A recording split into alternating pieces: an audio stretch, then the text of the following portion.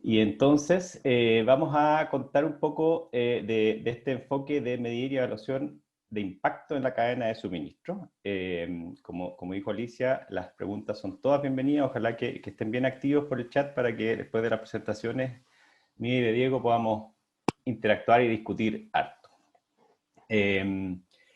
A ver, básicamente este tema de la gestión responsable de la cadena de suministro no es algo nuevo, pero sí es algo que está ganando cada vez más tracción y está permeando más a las empresas. Básicamente se trata de llevar más allá de la frontera de la empresa la gestión sostenible, ¿no es cierto? Las empresas en general se han preocupado de instaurar la sostenibilidad al interior de su empresa y lo que busca esto es llevarlo hacia la cadena de suministro.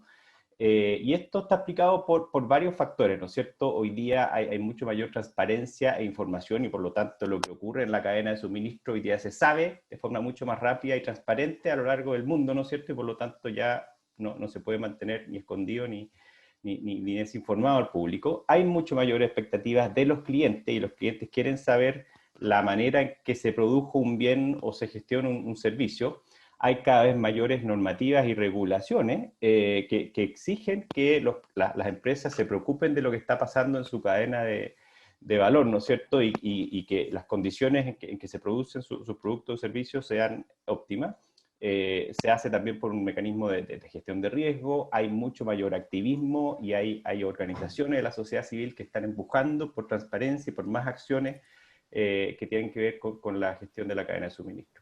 Y así sucesivamente, el talento al interior de la empresa cada vez más está motivado o siente rechazo hacia empresas que no están gestionando esto. Por supuesto, la reputación de las empresas está en la línea y entonces, como vemos aquí en algunos ejemplos, al lado derecho de la pantalla, hay muchos factores que están detrás de esto. Ahí solamente como a manera de ejemplo está, por ejemplo, el Modern Slavery Act, que es una regulación que las empresas que exportan a Inglaterra y en general en Europa, tienen que asegurar que no hay esclavitud moderna en su cadena de valor. Y eso, en definitiva, es parte de asegurar una buena y una cadena de suministro sostenible.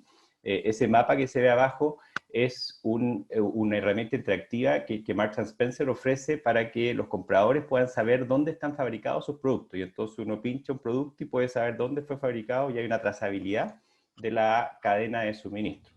Y hay una foto ahí de un boicot, ¿no es cierto? En este caso a Wendy's. Hay muchísimos de ese tipo, ¿no es cierto? Y entonces, en definitiva, tiene que ver con el tratamiento y la transparencia respecto a la cadena de suministro, la cadena de valor de las compañías.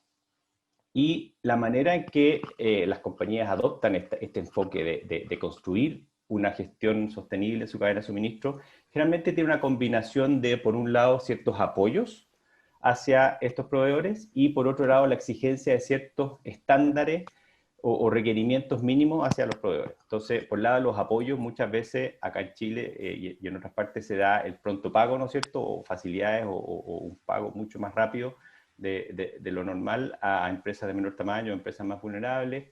Hay muchas veces un apoyo al emprendimiento, hay capacitación y otras herramientas para mejorar las condiciones y las capacidades de estos proveedores. Hay a veces también lo que es el desvío o elegir empresas, por ejemplo, empresas sociales o empresas tipo B, para favorecer un cierto tipo de empresa que genera un bien o un impacto en la sociedad.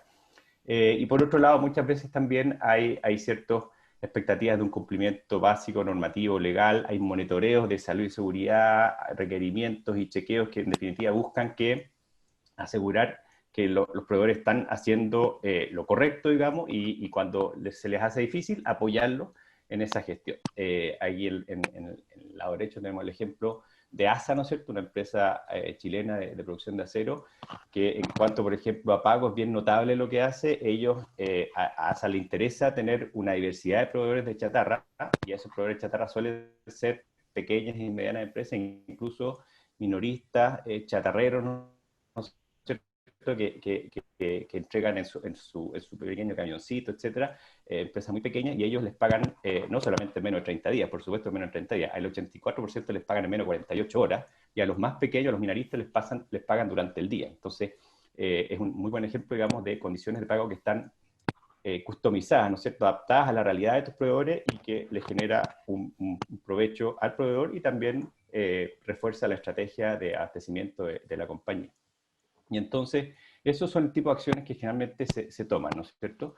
Y lo que se mide tiene que ver en general con ciertas cifras y datos que dan cuenta un poco de la magnitud o el alcance de estos esfuerzos. Por ejemplo, se suele hablar, y lo que uno también ve en los reportes o en las noticias, en las declaraciones que hacen estas empresas, es que tal cantidad de pymes recibió su pago en X cantidad de días, o se capacitó a cierta cantidad de proveedores, o cierta cantidad de proveedores participó en algún, o accedió a algún tipo de programa o plataforma de venta, qué cantidad de proveedores locales participaron, a cuánto se les apoyó con un cierto programa, financiamiento, lo que sea, cuánto se invirtió, la experiencia que tuvieron, a veces alguna entrevista, un perfil, algún beneficiario.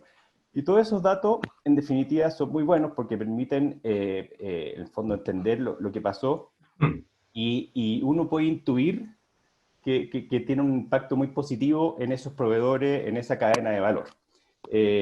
Pero muchas veces eso no es tan directo y de hecho el gran ausente en general, porque por supuesto hay excepciones, es el impacto. Lo que en términos de la metodología del BG, que es la que nosotros usamos y de la que vamos a hablar hoy día, lo que se mide y lo que se reporta en general son variables de insumo, lo que son los inputs, digamos, y también las variables de resultados o output, pero rara vez, muy rara vez se mide el impacto de la acción.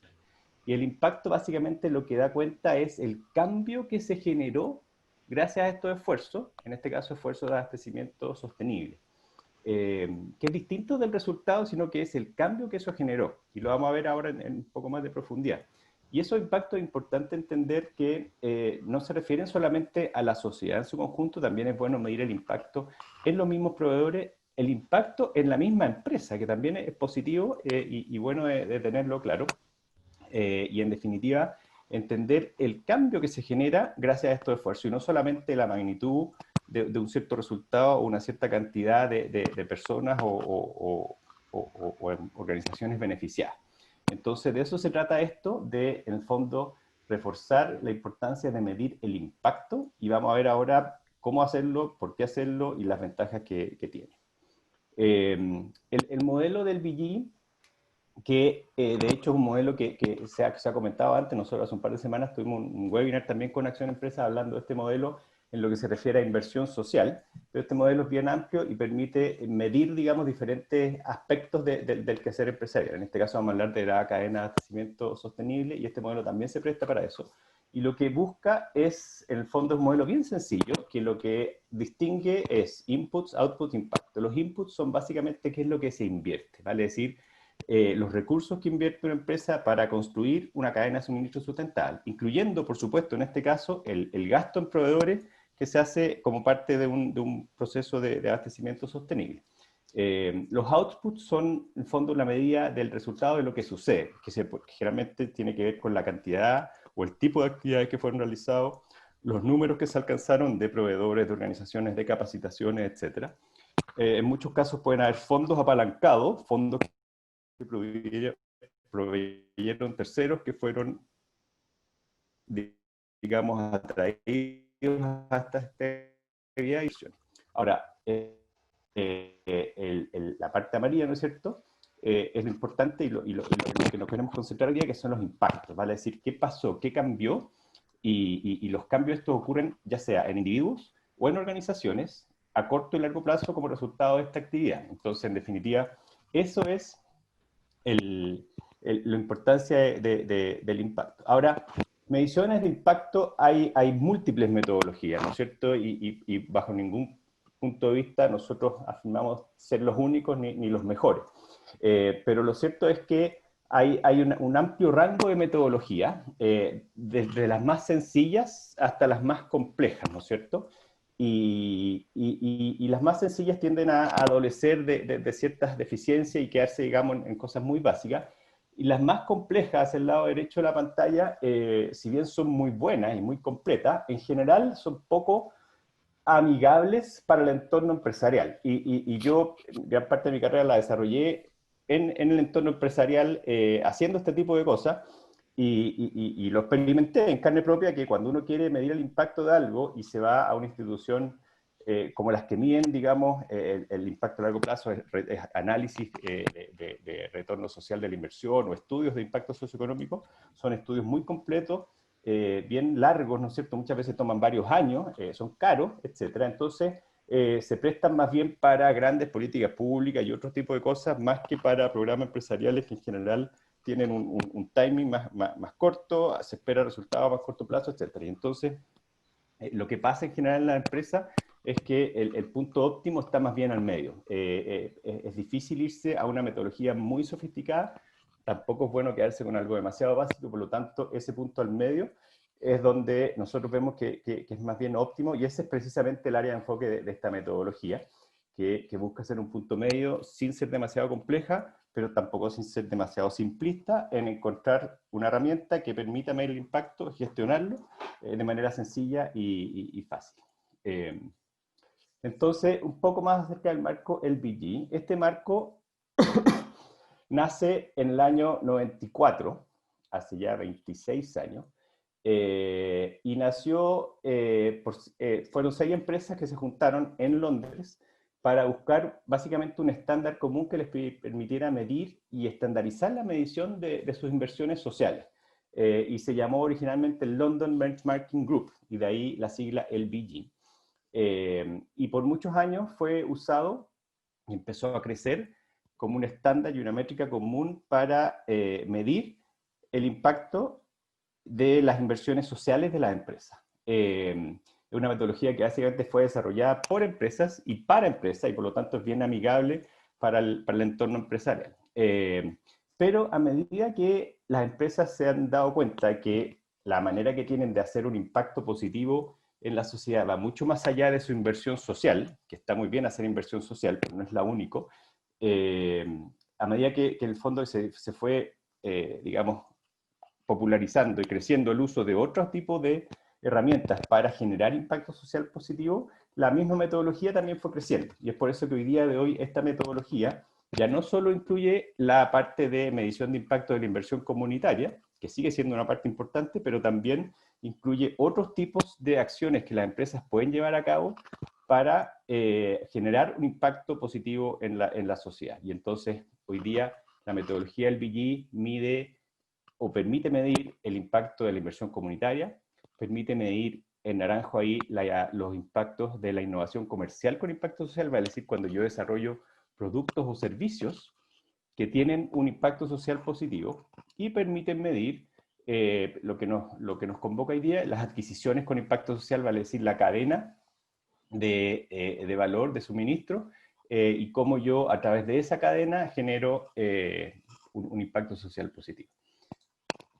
Entonces, este mismo marco de inputs, outputs e impactos básicamente se puede ajustar, digamos, y utilizar para medir la inversión corporativa comunitaria, la innovación comercial, las adquisiciones con impacto social, y lo que yo veo son diferentes matices, digamos, respecto al input que yo mido, al output que se logra y al impacto que se genera y en quién se genera esos impactos, de manera de poder medir y gestionar esto.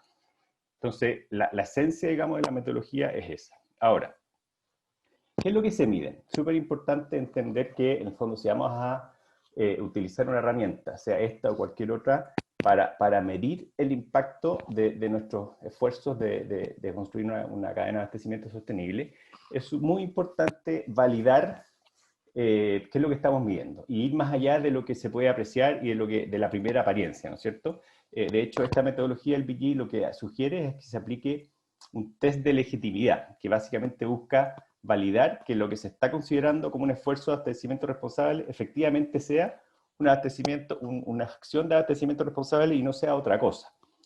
Suena de perogrullo, pero muchas veces nos pasa que en el fondo se está midiendo o reportando algo como una cosa que no es tan eso. Y algunos criterios, por ejemplo, que se pueden tomar en cuenta para determinar si es que esto efectivamente constituye o no un esfuerzo de abastecimiento responsable son, por ejemplo, qué área de la empresa lidera el esfuerzo. Cuando este esfuerzo no está liderado por el área de adquisiciones o de compra o contrato, o el área fin, ¿no es cierto?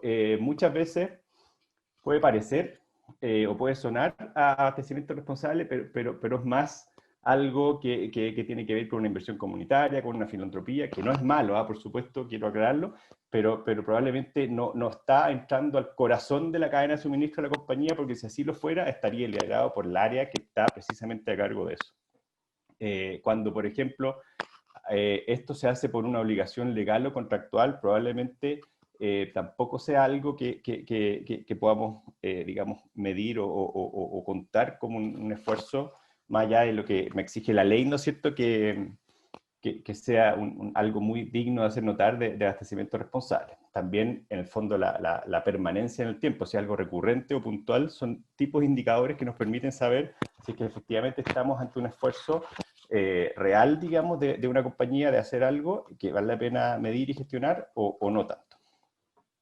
Eso respecto al que se mide. Respecto al cómo se mide, la ventaja de un marco metodológico sencillo como es el BG es que la aplicación es bastante simple y no implica grandes costos ni tiempo invertido. Las fuentes claves de información para esta metodología son los mismos registros que tiene la empresa. Las empresas suelen tener una gran cantidad de información y vamos a hablar de esto en un ratito más, que hay mucha riqueza en esa información que es bueno explorarla. Muchas veces los mismos proveedores deben completar ciertos formularios, hay que monitorearlo, hay mucha información que también contiene datos. Se les pueden hacer encuestas sencillas, como la que estamos viendo en pantalla, que fue un caso que hicimos con Collahuasi, del cual Diego va a hablar en unos minutos. Y también hay datos, estudios sectoriales y otras publicaciones que permiten inferir o calcular, digamos, ciertos impactos cuando no se cuenta con datos directos. Y si hiciéramos una encuesta de alguna manera sondeáramos los posibles impactos que estamos teniendo los proveedores, perdón, estos son el tipo de preguntas que les podríamos hacer. Por ejemplo, ¿de qué manera le ha beneficiado recibir sus pagos en menos de 30 días o en menos de X días, ¿no es cierto? Si es que vamos a pagar en menos de X días. ¿Si han aumentado sus ingresos o sus utilidades como consecuencia de participar en este programa? Si es que ha podido dar más empleo como consecuencia del programa, si es que ha conseguido nuevos clientes gracias a este programa, o si ha mejorado sus productos o procesos gracias a esta relación con la empresa. En definitiva, cuando yo voy más allá de decir, le estoy dando la oportunidad a X proveedores de usar mi plataforma, o estoy capacitando a X proveedores, o estoy ayudando con el financiamiento de X proveedores, que uno en esos casos puede intuir que es bueno para ese proveedor. Cuando yo voy y les pregunto, y entiendo de qué manera eso los afecta positivamente, cambia el panorama, porque en definitiva esto nos permite monitorear mucho mejor el efecto real, el cambio que estamos generando, y la respuesta a estas preguntas, a este tipo de preguntas, que por supuesto estas no son todas, digamos, es solo una pequeña lista, las respuestas a estas preguntas permiten ajustar y mejorar los programas y las acciones de abastecimiento sostenible para lograr mayores beneficios, beneficios para la empresa y para el proveedor, además de un relato mucho más potente, porque cuando yo soy capaz de decir que gracias a mi programa los proveedores pudieron dar más empleo o pudieron emplear a X personas más, o que en el promedio consiguieron, cada uno de los participantes de mi programa consiguió 5 nuevos clientes gracias a este programa, etcétera. Eso ya te habla de un impacto y es algo mucho más, digamos, potente que simplemente decir beneficié a tantos. Entonces, básicamente, la importancia de medir el impacto es que el BG o cualquier otro método de medición de impacto básicamente ayuda a las empresas a comprender y dimensionar lo que realmente sucede gracias a los esfuerzos de abastecimiento sostenible, porque están recopilando información de manera estandarizada e información que además idealmente se va comparando en el tiempo. Y eso básicamente permite tomar decisiones mucho más informadas, alinear los esfuerzos a las prioridades estratégicas. Y básicamente lo que finalmente redunda eso es que los programas maximizan su impacto y logran mejores beneficios para el negocio. Y adicionalmente, esto contribuye a reportar de manera mucho más asertiva, ¿no es cierto? Y gestionar los programas para maximizar el impacto. Entonces, en definitiva, ¿cuáles son un poco las ventajas de medir el impacto? Es que podemos gestionar mejor los programas. Muchas veces nos permite mejorar la relación con los stakeholders, sabiendo en el fondo el efecto que estamos logrando y habiendo ajustado esos efectos para que sea lo mejor posible, nos permite lograr un mayor impacto y mayores beneficios en la sociedad, en los proveedores, en la propia empresa. Nos permite alinear más estratégicamente los programas hacia nuestra estrategia y hacia nuestro foco, y por supuesto, finalmente incide en una mejor reputación para la empresa. Esto es algo que en general son pocas empresas los que lo hacen y lo dan a conocer. Y cuesta encontrar ejemplos de empresas que estén efectivamente reportando el impacto de sus programas de abastecimiento sostenible. El caso de Australia Post, que está aquí en pantalla, es un caso, esta metodología que yo les estoy contando, el BG, como les dije, nació hace mucho tiempo, y la vertiente nueva de medición de impacto de la cadena de abastecimiento sostenible es una variante que se desarrolló hace pocos años, hace muy pocos años, los últimos 2 años, y fue piloteada por alguna empresa, incluyendo Australia Post. Entonces, ellos, a través de la experiencia que ya traían de trabajar con proveedores, en este caso con mucho foco en proveedores, digamos, de comunidades indígenas alrededor de Australia, y de ampliar, digamos, su base de proveedores para favorecer y promover el uso de este tipo de proveedores, volcaron, digamos, esa experiencia en esta metodología, en cómo se mide, e incluso tienen ahí algunos tips y algunos consejos que dan a conocer, que también los vamos a comentar un poco más adelante, porque coinciden bastante con los consejos que nosotros les podemos dar desde nuestra experiencia para quienes se inician en esto. Entonces, es una manera mucho más potente de gestionar estos programas cuando uno entiende cuál es el impacto que hay detrás y lo puede, ojalá, comunicar y gestionar, ¿no es cierto? Y otra ventaja súper importante de medir el impacto es lograr una vinculación real con los ODS. Y el real está subrayado ahí porque muchas veces vemos que hay muchas organizaciones que toman bien livianamente, diría yo, su vinculación con los ODS, ¿no es cierto? Y simplemente por el hecho de, no sé, tener algún programa que contribuye a la desigualdad, entonces yo estoy alineado con el ODS 1, fin de la pobreza, y con el ODS 10 de reducción de la desigualdad. Y si en ese programa había mujeres, entonces estoy con el 5 de igualdad de género, y como que muchas veces se quedan en el titular, ¿no es cierto?, en lo que sale ahí de qué se refiere este ODS.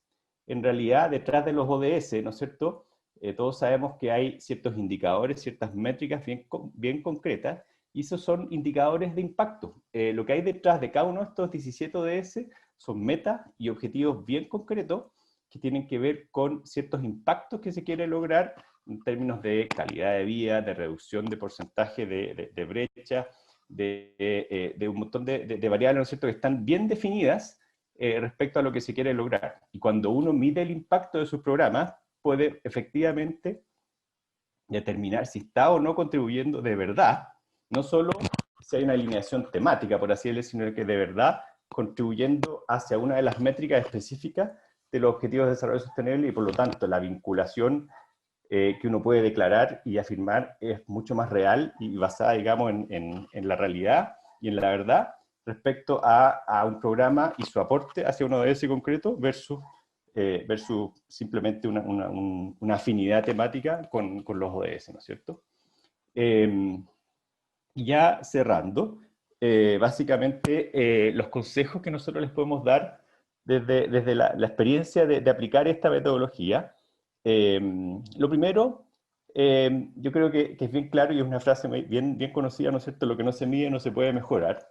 La frase no la dijo Peter Drucker, que generalmente se le atribuye, sino que fue Lord Kelvin a finales del siglo XIX, pero sigue siendo muy válida, ¿no es cierto? Y finalmente la importancia aquí es que al medir el impacto, efectivamente podemos ajustar, calibrar nuestros programas y el efecto que genera eso, y lo van a ver con el ejemplo de Collahuasi que Diego va a contar, es bien potente. Entonces, en definitiva, no es solamente un tema de poder reportar algo mejor, sino que hacer las cosas mejor.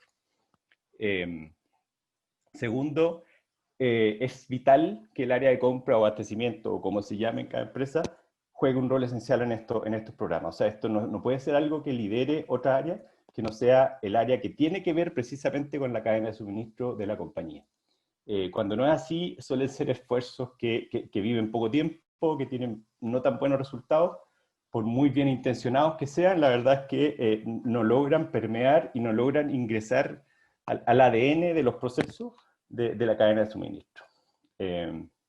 Tercero, en las empresas, digamos, hay muchísima información que está ahí y suele estar medio escondida. Entonces, hacer un doble, un triple clic en esa información, pelar esas capas de la cebolla y penetrar en los datos que nosotros mismos tenemos, suele dar mucho beneficio y generar, digamos, información muy rica que permite entender lo que estoy logrando sin más que simplemente analizar esa información que ya tengo.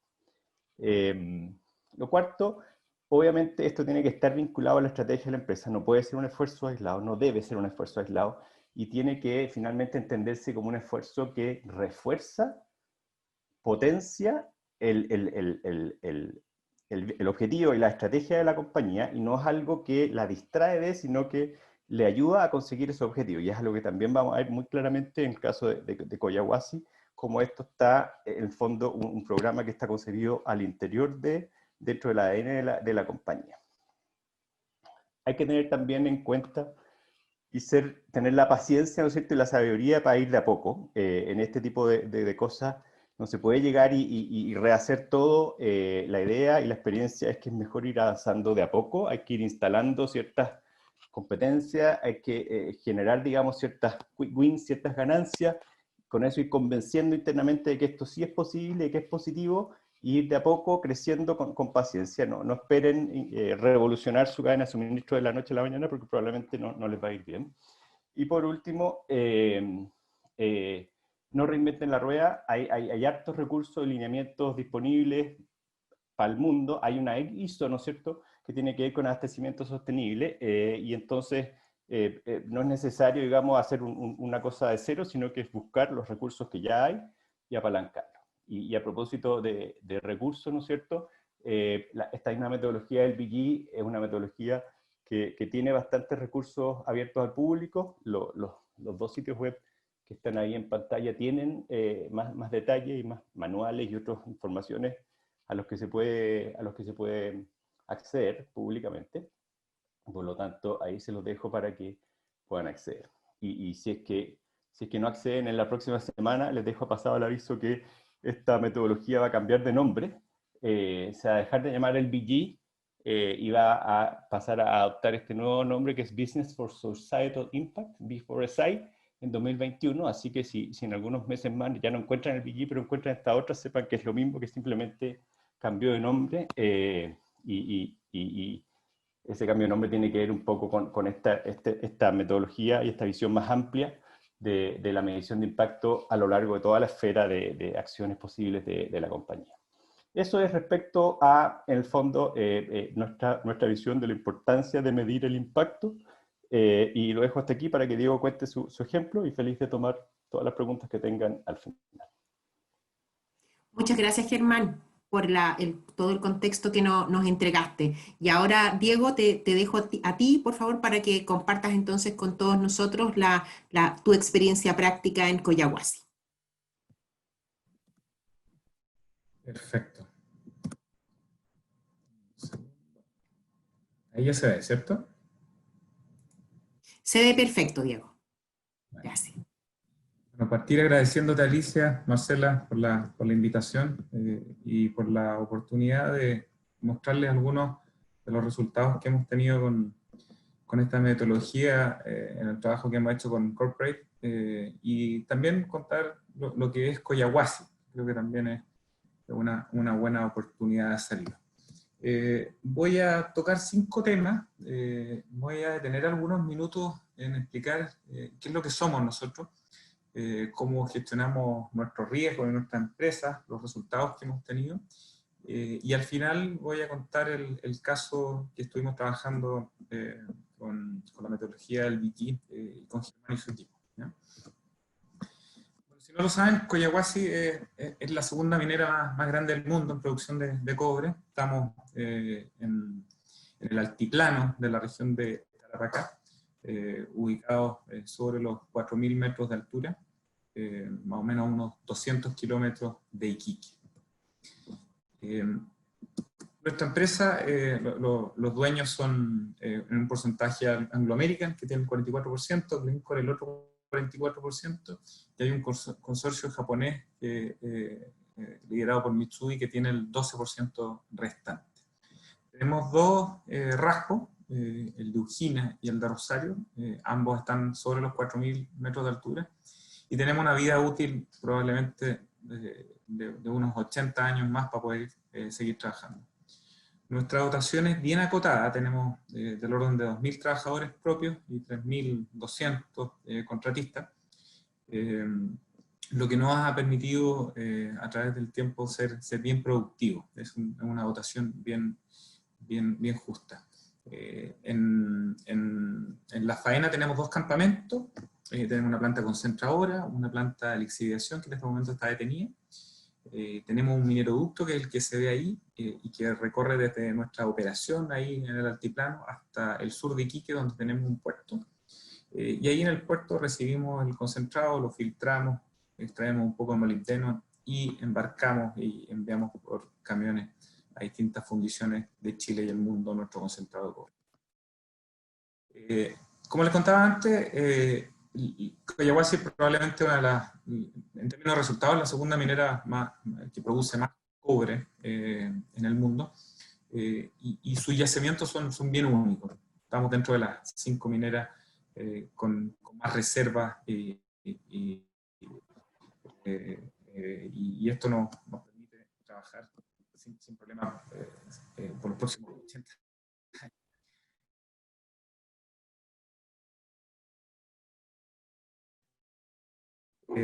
El 2003, operacional y de seguridad, contrató un equipo ejecutivo nuevo, que es este equipo que les estoy mostrando acá, y que dio un giro bien importante en cómo se estaba gestionando Collahuasi y los resultados de más adelante que les voy a mostrar. Son bien elocuentes.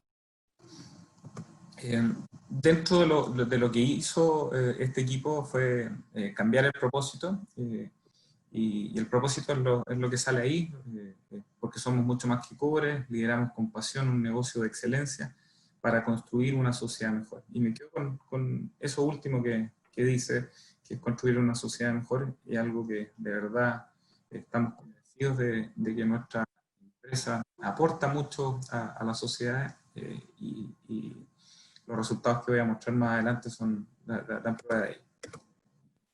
Tenemos, como les contaba anteriormente, la mina, la planta, el mineroducto y el puerto. Equipos mineros, una flota bien grande, tenemos más de 10 palas, alrededor de 120 camiones, 15 perforadores, un número bien grande en la industria minera. Esta es la vista de nuestro rajo Rosario, desde el cual estamos operando actualmente. Es un rajo que se encuentra más o menos a los 4.500 metros de altura. Por lo tanto, trabajar ahí es bien exigente. Tenemos una planta con 3 molinos SAC. Tenemos el puerto, en donde se filtra el concentrado, se extrae el molibdeno y embarcamos y enviamos por camión el concentrado. Y eso es brevemente lo que son las instalaciones. Como les contaba hace un ratito, el equipo que asumió Collahuasi el año 2013 instauró una forma de administrar la empresa y de administrar los riesgos que nosotros le llamamos el ciclo de gestión de riesgo. Esto es algo bien sencillo, pero y se basa en lo que es el ciclo de Deming, que lo voy a mostrar más adelante. Es tratar de planificar todas nuestras actividades, luego ejecutarlas, verificar cómo se ejecutaron y luego tomar aprendizaje respecto a lo que hemos hecho. Lo que busca este ciclo es eliminar la variabilidad en los procesos. Y lo que hemos hecho es a través de cada una de estas cajitas que les llamamos, tratar de que toda la compañía esté alineada, desde las personas que hacen el aseo en una operación, hasta la gente que hace una manutención de un camión o de un molino SAC, que todo opere bajo este mismo. Y somos bien ortodoxos en eso. Los resultados que nos ha dado esta forma de administrar la empresa son bien espectaculares. Primero, en lo que tiene que ver con la seguridad. Hoy en día somos la empresa que tiene los mejores índices de seguridad en la industria.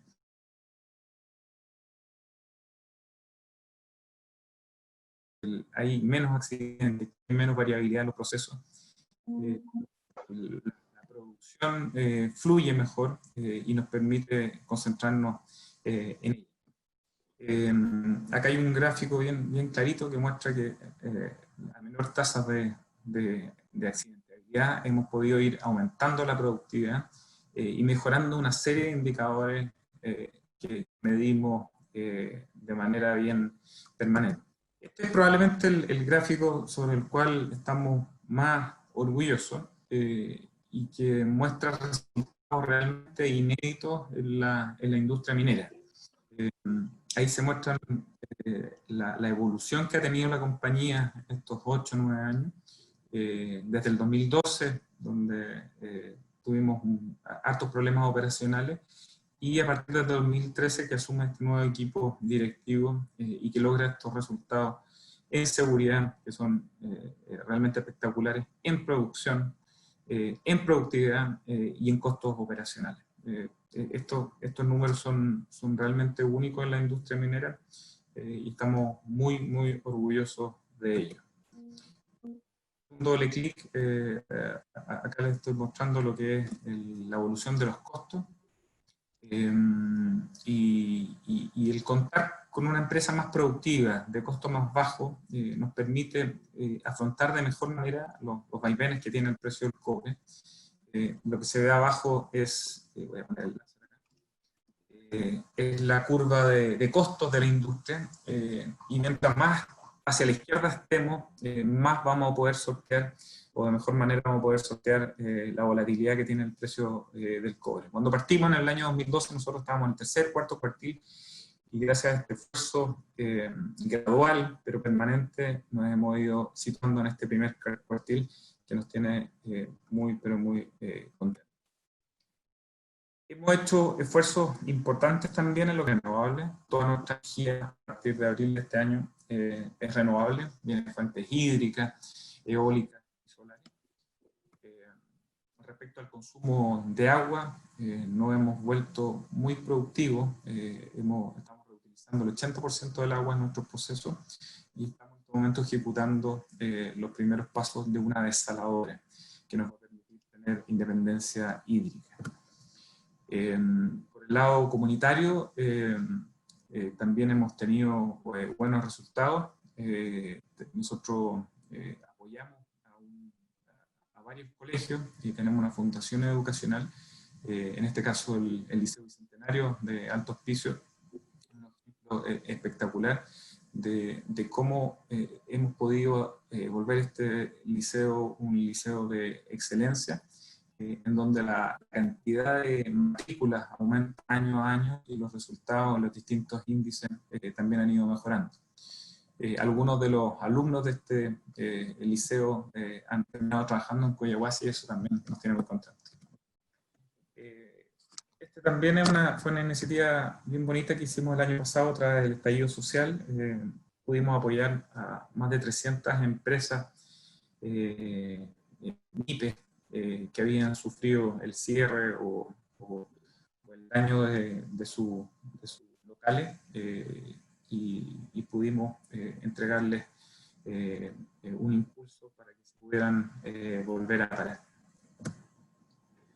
Ahora voy a entrar al ejemplo que estuvimos trabajando con Germán y su equipo, que creo que es bien interesante, porque Germán lo mencionó y creo que lo primero es mencionar que en el caso nuestro nos dimos cuenta hace algunos años que era muy importante que el área de desarrollo de proveedores estuviera liderada por la gerencia de contratos y abastecimiento, así le llamamos nosotros en Collahuasi. Se tomó esta decisión hace un par de años y básicamente apuntando a que somos nosotros los que lideramos todos los procesos de contratación, todas las licitaciones. Y tenemos la posibilidad de en esas licitaciones y en esos procesos interactuar tanto con los proveedores como con las áreas usuarias y empujarlos a que contraten más proveedores locales. ¿Bien? Ese fue un cambio bueno y lo recalco harto porque parte de los resultados que voy a mostrar ahora se deben a este cambio.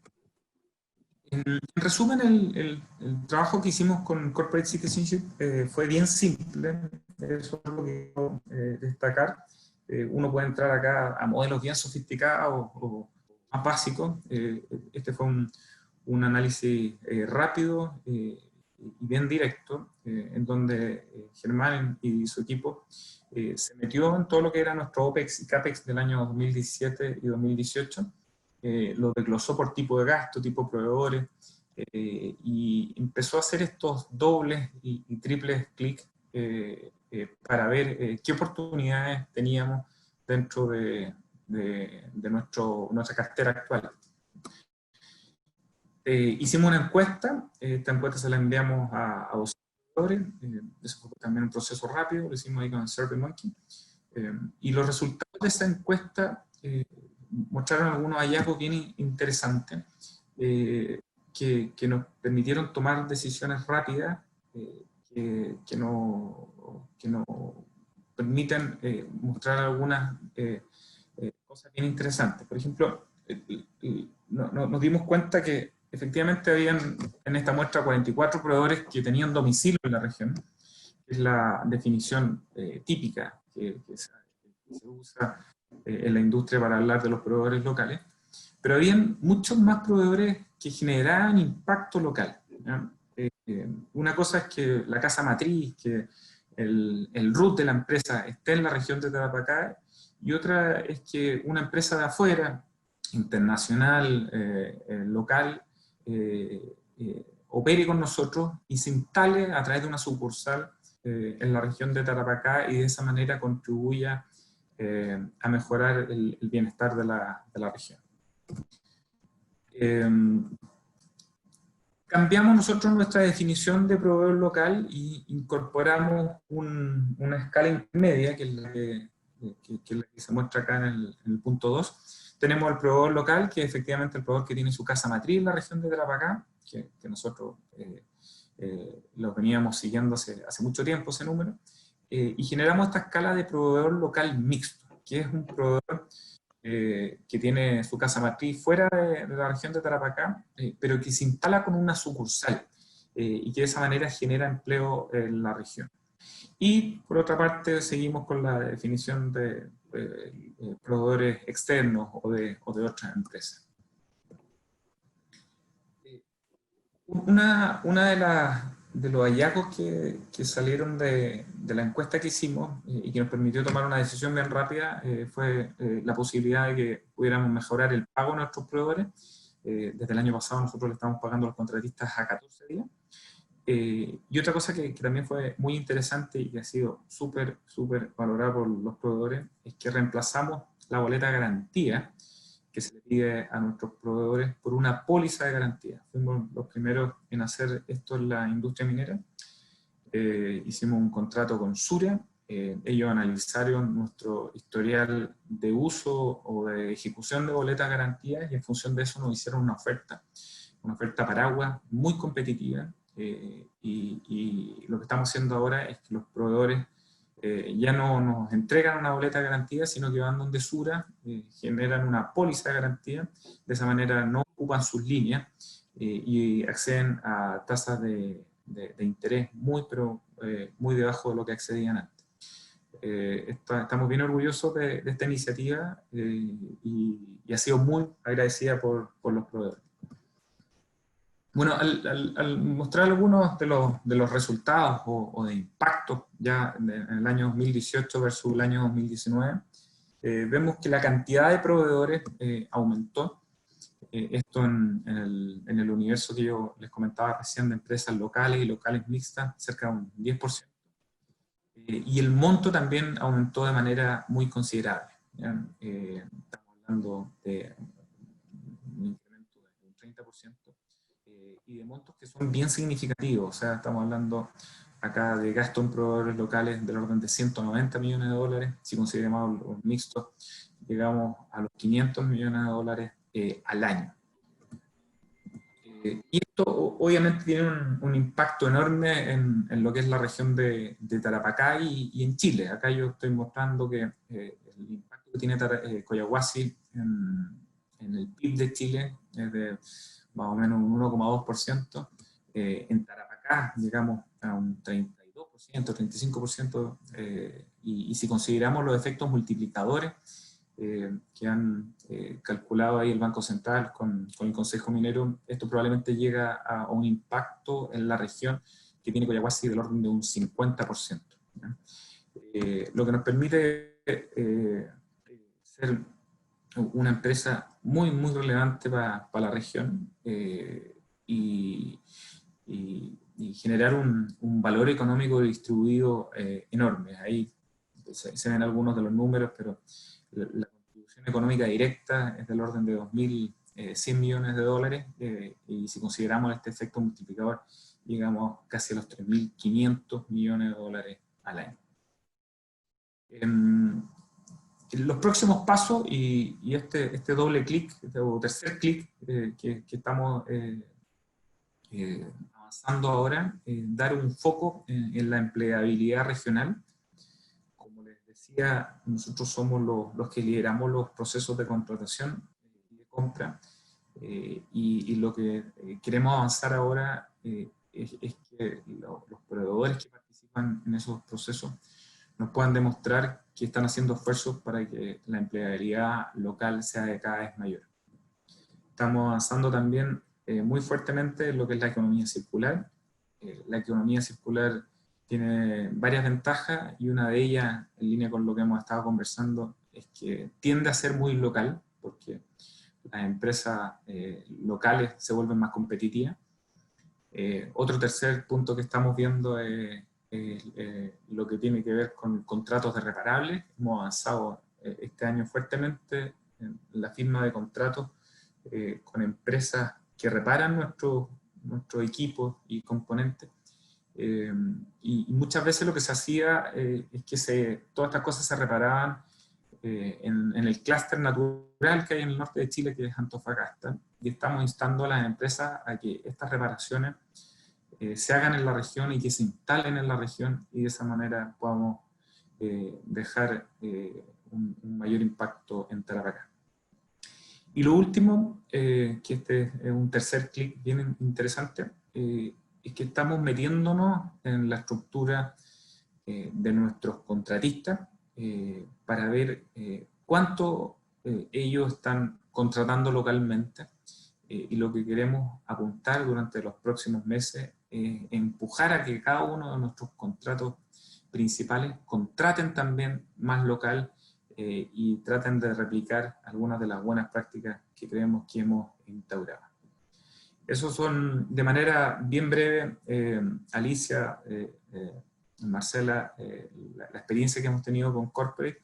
Agradecer a Corporate, creo que la herramienta es simple, es rápida, y nos ha podido dar muy buenos resultados en el que hemos estado trabajando. Muchas gracias, Diego, por la presentación muy clara. Acá tenemos algunas preguntas que están haciendo algunos de nuestros asistentes.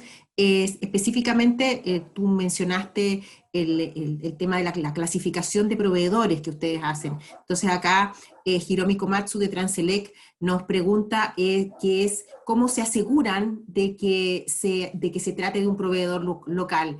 ¿Se les pide algún tipo de certificado en particular o algún tipo de declaración? Si puedes ahondar, por favor, un poco en esto. Sí, nosotros, imagino que las otras empresas deben tener sistemas similares, pero tenemos caracterizado todos nuestros proveedores y sabemos por el root dónde está su casa matriz, ¿ya? Y en el caso de las empresas que han instalado sucursales en la región, hemos generado una especie de alerta en nuestro software que es Ellipse, y hemos ido poblando esa base de datos, y hemos creado esta segunda categoría, proveedor local con casa matriz en Tarapacá, y este proveedor local mixto que son estas empresas que tienen operaciones, o sea, que su casa matriz está en Santiago o en otros lados, pero que se instalan en la región de Tarapacá.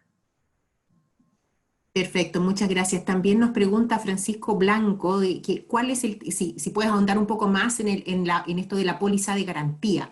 ¿Cuál es el tipo de póliza de garantía, esta que tú nos comentaste que habían negociado con Sura? Sí, esta es una póliza que para efectos de ejecución o de liquidez es prácticamente igual que una boleta de garantía. Lamentablemente hace unos meses tuvimos que ejecutar una y funcionó perfectamente. Lo que hizo Sura fue hacer un catastro de nuestro historial de ejecución de boleta de garantía, y nos ofreció este seguro que lo que hace es replicar la figura de una boleta de garantía, pero que le permite al proveedor no utilizar sus líneas de financiamiento. Cuando un proveedor pequeño, nosotros tenemos en nuestros contratos el requisito de que del monto de la oferta ellos nos tengan que presentar una boleta de garantía que, terminado el contrato, nosotros se la devolvemos. Si estamos hablando de un contrato de 1.000 millones de pesos, la boleta de garantía es una boleta de 100 millones de pesos.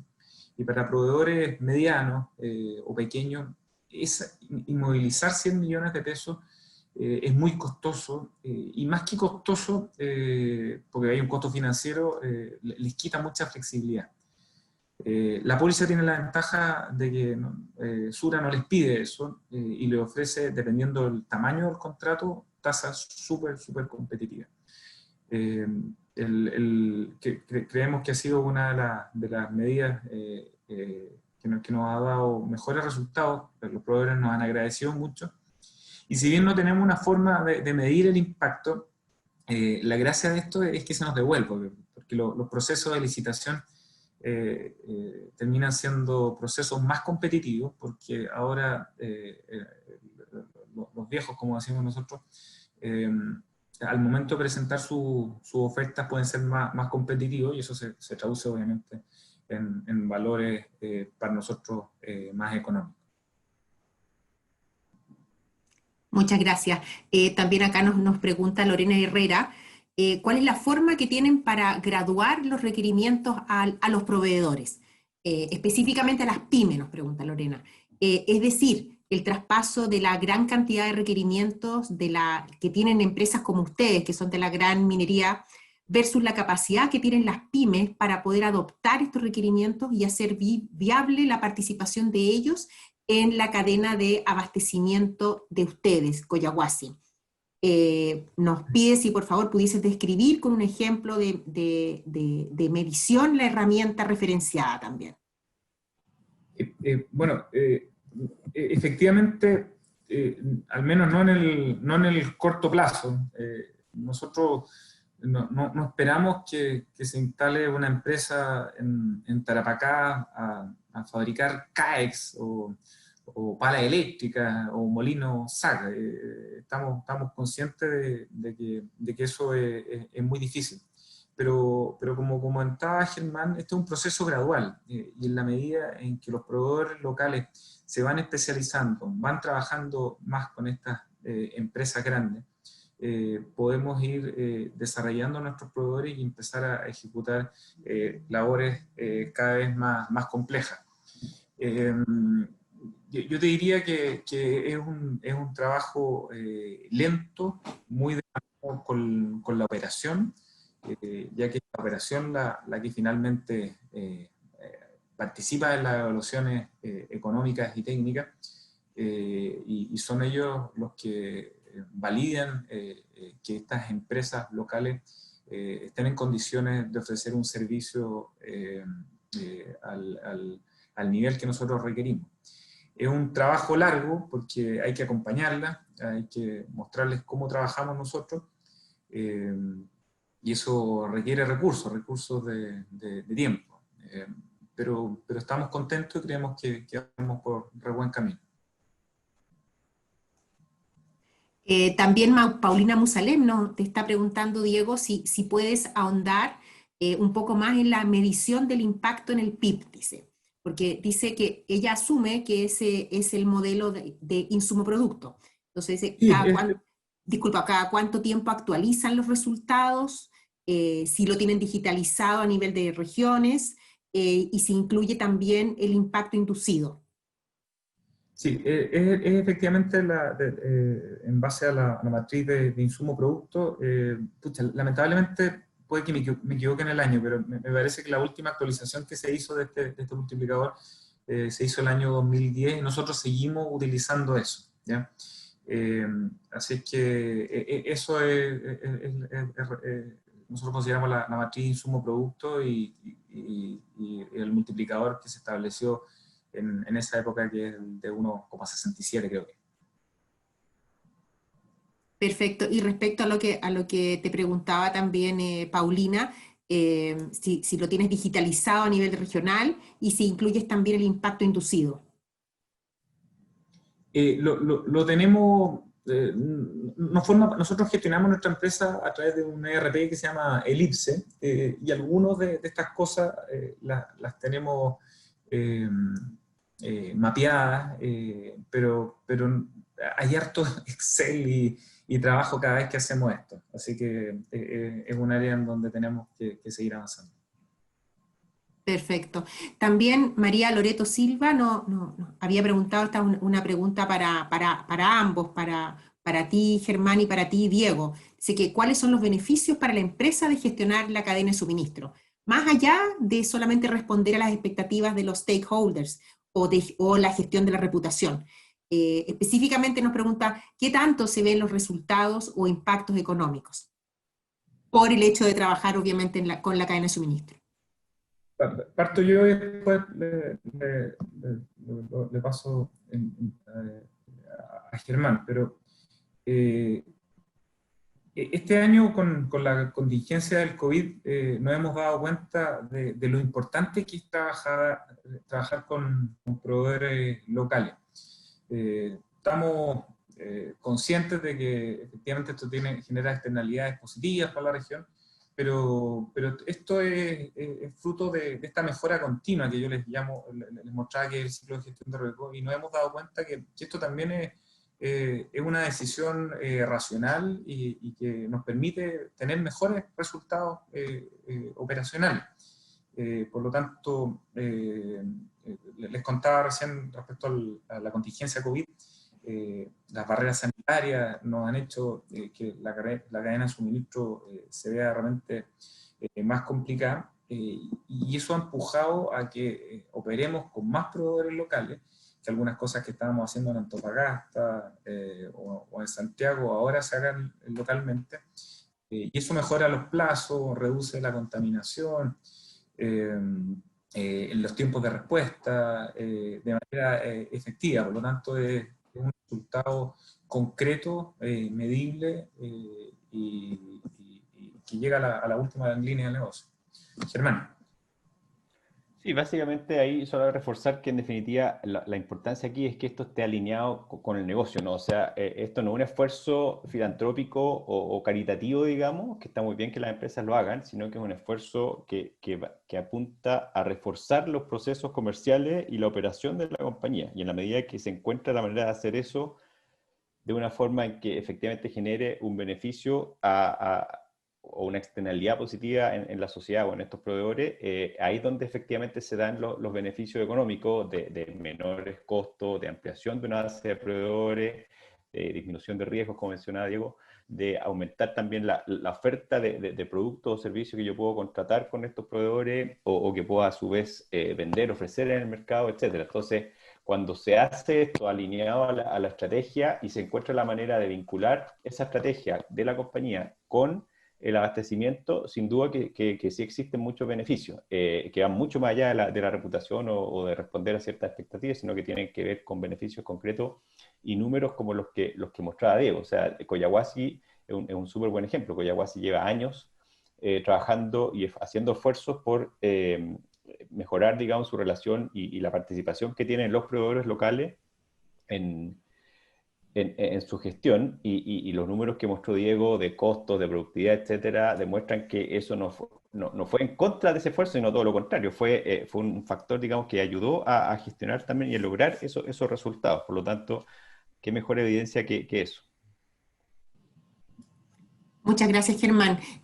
Vuelve a preguntar ahora José Luis Sancho, en esta oportunidad, Diego, por la póliza de garantía. Entonces, ¿Ya? que es la que reemplazó con la que ustedes reemplazaron la boleta de garantía. Entonces, Sí. pregunta si tiene la condición de ejecución al primer requerimiento por parte del mandante. Sí, como comentaba, es sumamente líquida. Nosotros ejecutamos hace unos meses una póliza. Somos nosotros los que decidimos cuándo ejecutarlo, sin ningún condicionamiento, y tuvimos los recursos en 48 horas. Perfecto. Que igual es importante es que esta póliza de garantía que Sura gestiona, Sura igual hace una revisión de la situación financiera de la empresa. O sea, una empresa que está complicada, Sura no le va a permitir acceder a este beneficio, que es básicamente el mismo control que hacíamos nosotros. Por lo tanto, una empresa que esté muy endeudada, con problemas en DICOM, no va a calificar para esta póliza. Pero su ejecución es inmediata y muy líquida. Pero por otra parte, ahí, disculpa, volviendo al tema de la boleta de garantía, me imagino que el hecho de que ustedes estén intermediando, imagino que esto también ha facilitado que Sura pueda entregar estas pólizas de garantía a tus proveedores. Porque Sí, por en supuesto. el fondo no entra directamente el proveedor a negociar con Sura, No, sino que es a través del paraguas de ustedes como Collahuasi, ¿no? exacto. Y como mencioné hace un ratito, dependiendo del tipo, o sea, del tamaño del contrato, accede a distintas tasas, que son tasas muy convenientes. Perfecto. Acá también Juan Moncada de Transelec está haciendo un alcance, me da la impresión que también ocupan el mismo sistema, porque dice que aclara que la póliza de seguro de garantía debe ser a la vista y de ejecución inmediata. Imagino Claro, que para que efectivamente se dé esta condición que por la que que tenga nos preguntaba José Luis Sancho. la misma liquidez que la boleta de garantía. Claro que sí. También Ricardo Rebolledo nos está preguntando que cuánto tiempo en HH de abastecimiento destinan ustedes a gestionar el modelo. Pucha, harto. Estamos acá con el equipo de la vicepresidencia bien metido en esto. Me cuesta llevarlo ahora, pero esto se ha traducido en que cada contratación que hacemos nosotros y que dependiendo del monto pasa por un árbol de decisión o distintos comités, cada contrato nosotros empujamos para que se incluya a un proveedor local. Y eso ya lo tenemos automático, ya lo tenemos internalizado, tanto en el ingeniero de contrato, en los superintendentes y en las áreas operacionales, de que cuando partimos con un proceso tratemos, si es posible, de incluir a un proveedor local. Esto no significa que el contrato lo va a ganar un proveedor local. Compite en igualdad de condiciones, pero nosotros empujamos para que participe un proveedor local. Muchas gracias, Diego. Acá también Lorena Herrera nos vuelve a preguntar otra consulta para ti, si te podías referir a la evaluación de riesgo de proveedores PYME. ¿Cómo lo hacen ustedes? Sí, nosotros a ver, tenemos un área que evalúa las empresas, antes de firmar contratos con ellas, le revisamos las cosas típicas, básicamente los estados financieros, cómo están de income, y también hacemos una evaluación respecto a la ley 20.393 de personas relacionadas. Son básicamente los controles que realiza cualquier empresa para asegurarse que la empresa con la cual vamos a trabajar cuenta con la solvencia para seguir operando sin problemas. Pues, les contaba hace un rato que nosotros operábamos antes con un 10% de boleta garantía, y también operamos con un 5% de retención en los contratos que se devuelven al final del contrato. Ese 10% de la boleta garantía ahora se traduce en un 10% de póliza garantía, pero continuamos también con un 5% de la retención. Eso nos da un pequeño paraguas para poder cubrir, en caso que haya problemas, los compromisos laborales de una empresa que eventualmente pueda quebrar. Y en lo concreto, Diego, en la medida también, no sé si le diste suficiente énfasis que esto tiene, ¿no? En la medida que esto también es más, tiene menos costo para los proveedores, esto para ustedes también indudablemente, supongo que mejora los precios a los cuales están, que obtienen de parte de los proveedores, ¿no? Al tener un menor costo financiero ellos. Sí, comenté hace un rato que para ser bien honesto, no tenemos esa medición de en cuánto ha mejorado la competitividad de la oferta, pero los proveedores nos lo transmiten, o sea, nos dicen, pucha, con esto puedo ser más competitivo, voy a hacer una oferta más competitiva, y eso nos lo han agradecido todos los proveedores. No tengo un número para decirlo, pero sí, o sea, el efecto existe y sin duda hay un ahorro para nosotros. Muchas gracias, Diego. Estamos ya llegando al final de nuestro webinar, en el cual hemos podido discutir en profundidad respecto a la importancia que tiene justamente el poder medir y evaluar las acciones con proveedores, ¿no? Les pido por favor a los que aún no lo han hecho, que puedan responder la encuesta. Es brevísima, no les va a demorar más de, yo creo que 30 segundos cuando mucho. Vuelvo a agradecerles a Germán Sáenz de Corporate Citizenship, a Diego Pavés de Collahuasi, el poder compartir con todos nosotros su experiencia. Y los dejamos súper invitados a nuestras próximas actividades de la línea temática de aprovisionamiento responsable, para que sigamos impulsando este tema en el país. Muchos saludos a cada uno de ustedes. Ha sido un gusto.